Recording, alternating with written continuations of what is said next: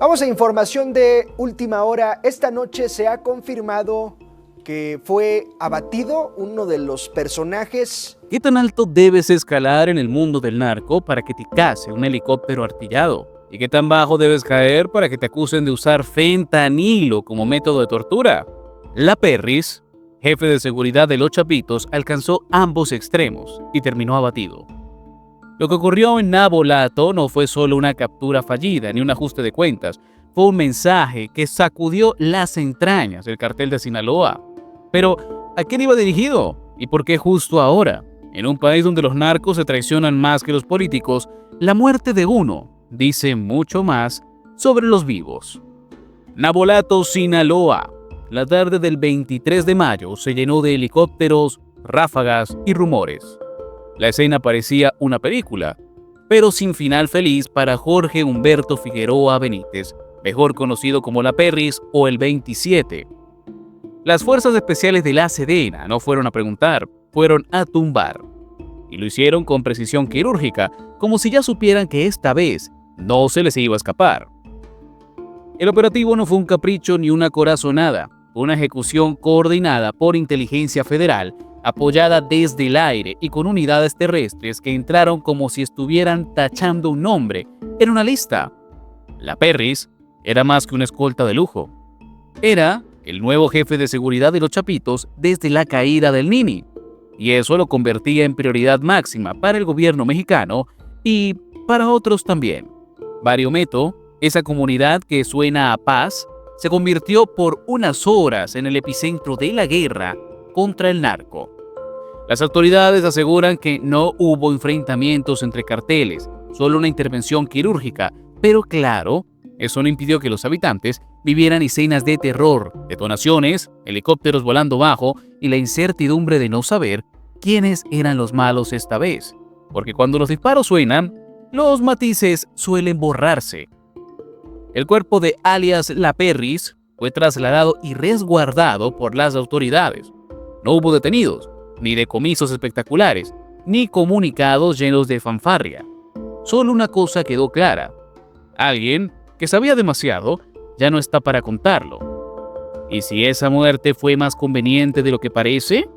Porque, a veces, cuando alguien cae, no es porque se resbaló, sino porque alguien más le soltó la mano. Y esa mano suele venir de adentro. No se llega a ser jefe de seguridad de Los Chapitos por llenar bien una hoja de vida.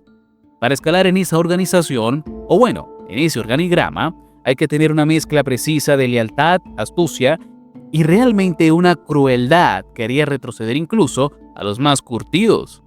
El Perris no solo cumplía con el perfil, lo redefinía. Antes de ascender, fue la sombra del Nini, el jefe de seguridad personal de los hijos de Joaquín Guzmán. Pero su gran salto vino después del noviembre del 2023, cuando el Nini cayó y él asumió el control. Era el hombre que mandaba en el músculo armado, el que organizaba el caos con eficiencia quirúrgica.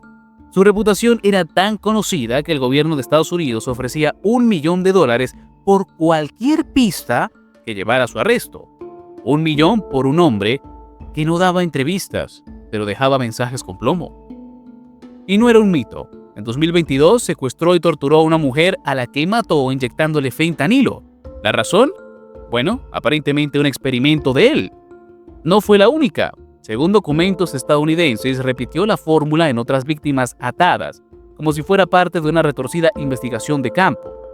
Así, operaba el tipo que mandaba a cuidar a Los Chapitos, con métodos de laboratorio criminal, un psicópata con poder logístico. Y por si faltaba currículo, su nombre quedó grabado en el Culiacanazo del 2019, donde fue captado disparando un arma de calibre .50 contra soldados. También participó en la batalla de Tepuche en 2020, enfrentando a los rusos. Cada aparición suya era sinónimo de violencia metódica, no de impulsos. Así era el Perris, brutal, discreto, estratégico y temido. Pero cuando alguien acumula tanta historia, también acumula demasiadas razones para desaparecer. En el mundo del narco, las balas matan, pero los rumores destrozan, y el Perris cargaba con más de uno. porque no importa cuántos secretos guardes, sino a cuántos estás dispuesto a contar lo que sabes. Resulta que a principios del 2025 comenzaron a circular versiones que helaron la sangre dentro de la chapiza. Se decía que Figueroa Benítez había traicionado, que filtró información que permitió la captura de 3 operadores cercanos, el Güerito, el 200 y el Jando. Oficialmente no se confirmó nada. Extraoficialmente, todos lo creyeron. ¿El motivo? Quizá una jugada desesperada, una salida negociada o simplemente venganza desde adentro. Porque para alguien que conocía todas las rutas, todos los nombres y cada escondite, hablar era su única póliza de vida. Pero incluso esas pólizas vencen. Tampoco era la primera vez que se le escapaba a las autoridades. Recordemos que en septiembre del 2024 logró huir de un complejo en Tres Ríos en Culiacán durante un enfrentamiento que incluyó granadas y dejó a un civil inocente muerto. Sobrevivir a eso y seguir libre es casi milagroso o conveniente. Lo cierto es que cuando un narco empieza a oler a traidor, ya no necesita enemigos. Y cuando cae, la pregunta no es quién lo mató, sino quién ya no lo quiso proteger. Mientras la Perris cae en Sinaloa, vamos rápidamente al norte, nos vamos a Sonora, la cual se preparaba para otro ajuste de cuentas. Allí el protagonista fue Eleazar Pulido Landeros, alias el Chachis o el Delta 20, un viejo conocido del narcomenudeo que fundó los Deltas, un grupo armado leal a los Chapitos, hasta que dejó de serlo. Porque en este negocio la lealtad no dura más que una temporada de lluvias. Delta 10 se pasó al bando de los Salazar, enemigos declarados de sus antiguos jefes. Para colmo, también se le atribuye el asesinato de un ex marín estadounidense, Nicolás Douglas Ketz García. Un combo perfecto para volverse objetivo de todos. Lo ejecutaron junto con 2 acompañantes frente a un estadio de béisbol en Pitiquito. Ironías de la vida, murió en una cancha, pero su partido ya estaba perdido.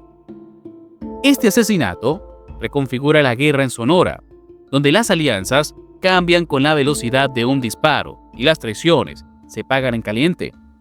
La ejecución del Delta 10 envía un mensaje claro. En la chapiza ya no hay espacio para los desleales. Pero, ¿quién decide quién traicionó a quién? Porque en este narcotablero, la jugada que ayer era estrategia, hoy puede ser traición y mañana, ejecución. Bueno, mientras unos caen por traidores y otros por saber demasiado, Michoacán simplemente arde.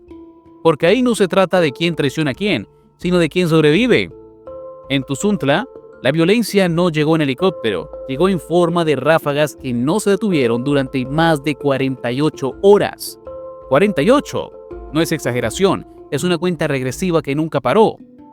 Los protagonistas fueron sicarios de la familia michoacana y de los Correa, un grupo que, curiosamente, solía ser aliado del primero, pero que ahora sirve al cartel Jalisco Nueva Generación. Y como siempre, en medio de la guerra, los civiles, sin autoridad visible, sin resguardo, atrapados entre 2 ejércitos que se disputan tierra caliente a tiros, literalmente. El alcalde lo dijo en redes sociales con tono de quien ya no espera mucho: tristeza, angustia y miedo.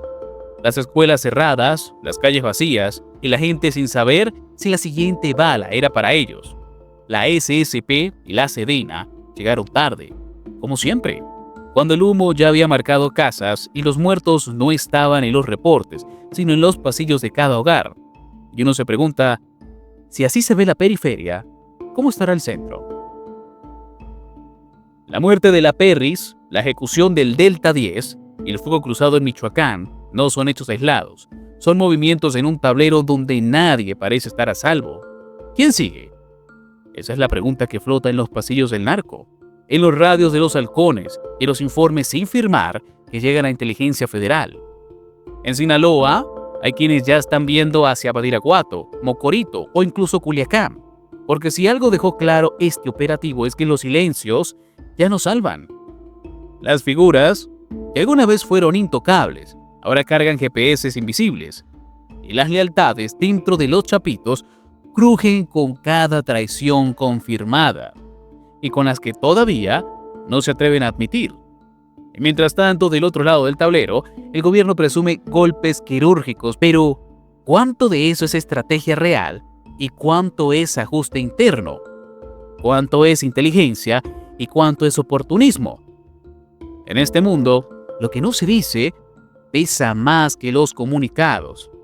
El narco mexicano está cambiando de piel. Algunos caen, otros se esconden y unos pocos deciden hablar. Lo que está claro es que alguien más ya está marcado, y no necesariamente con un tatuaje. Si este episodio te dejó pensando en quién realmente controla la narrativa del narco en México, suscríbete, porque en este canal no solo contamos lo que pasó, sino lo que nadie se atreve a decir. Dale like, comparte y mantente alerta. El próximo en caer ya está escrito, solo falta que alguien lo lea. Recuerda que somos Nación y Frontera y estamos aquí para traerte la verdad.